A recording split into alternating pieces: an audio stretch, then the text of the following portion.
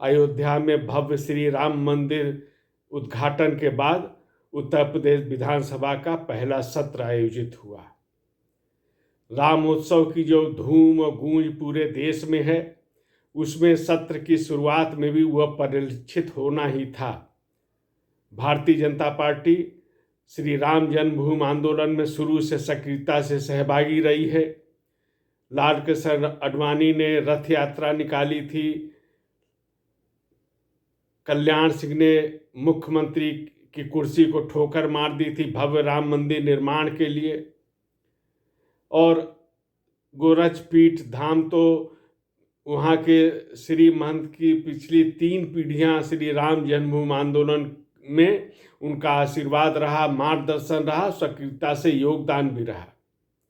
संयोग भी है कि योगी आदित्यनाथ प्रदेश के मुख्यमंत्री हैं। आज भारतीय जनता पार्टी का उत्साह भी देखा गया और यहाँ इस पार्टी के सभी सदस्य विधानसभा में श्री राम चित्र से अंकित अंगवस्त्रम को धारण किए हुए थे। एक प्रकार का भगवा माहौल था। योगी आदित्यनाथ तो भगवाधारी सन्यासी हैं।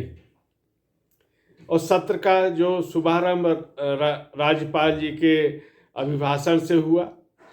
राज्यपाल ने भी इस तथ्य का उल्लेख किया।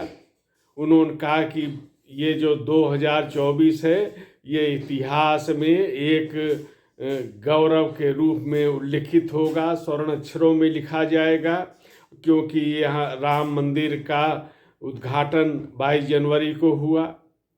और राम मंदिर का उद्घाटन ये केवल मंदिर का उद्घाटन नहीं है, बल्कि भारत के सांस्कृतिक गौरव की पुनर्स्थापना भी है। और इसी के साथ ही जो विकास का क्रम था वो राज्यपाल के अभिभाषण में परिलक्षित हुआ, दिखाई दिया।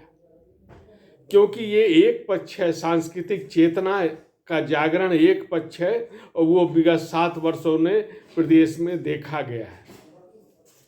काशी से लेकर ज्ञानवापी से लेकर और अयोध्या धाम तक ये चेतना दिखाई दे रही है। विकास का जब क्रम हुआ तो राज्यपाल ने उसी अयोध्या धाम से शुरुआत की कि जो वहाँ पे विकास हुआ है, सरकार वहाँ पे जो लाखों की संख्या में प्रतिदिन तीर्थयात्री पहुँच रहे हैं, उनकी सुविधाओं के लिए निरंतर काम कर रही है। 31,000 करोड़ से अधिक की परियोजनाओं का वहाँ पे क्रियान्वयन चल रहा है। और ये एक पक्ष है जो सांस्कृतिक पहलू है। इसमें वर्तमान जो योगी सरकार है उसने अभूतपूर्व कार्य किए हैं। दूसरा जो पहलू है वो विकास का है, भौतिक विकास का है। उसका भी राज्यपाल ने उल्लेख किया।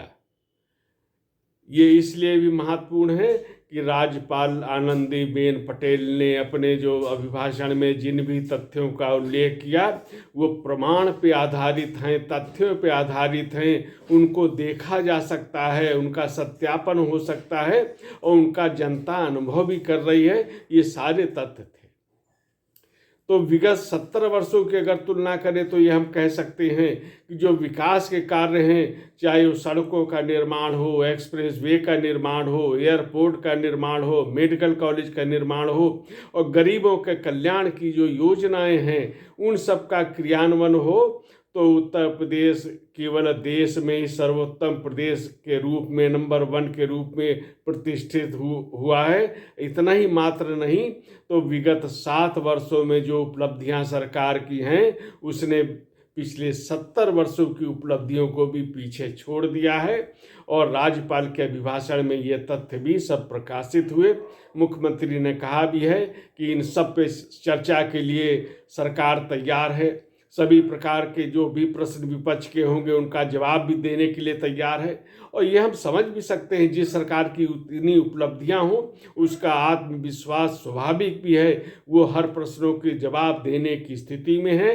लेकिन इसके साथ ही योगी आदित्यनाथ ने कहा कि विपक्ष को भी सकारात्मक रुख दिखाना होगा। सदन के इस बजट सत्र की कार्रवाई सुचारू रूप से चलती रहे, सरकार इसके लिए अपनी तरफ से कोई कसर नहीं छोड़ेगी। विपक्ष भी इसमें सहयोग करे, जिससे एक सार्थक चर्चा का वातावरण बने।